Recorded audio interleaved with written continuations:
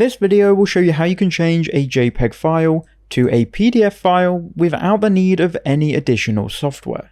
So what you need to do is find your JPEG file. Here you can see here I have one as an example. What you want to do is right click on the file and then find the print icon. You may have to go to show more options and then find it this way. So here we'll look for print at the top.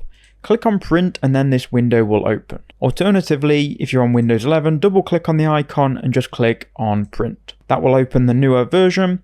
Make sure you change the printer to Microsoft Print to PDF. Then you can choose your orientation, whether that be portrait or landscape. And what I would do is go to fit and then change it. It can either be on fill page or shrink to fit. Then once you're happy with that and you've customized it, click print, choose a location and then enter in your file name. Make sure save as type is PDF and click save. As you can see, it's in a PDF file, but we've got the whole image taking up the PDF. That's how you can do it.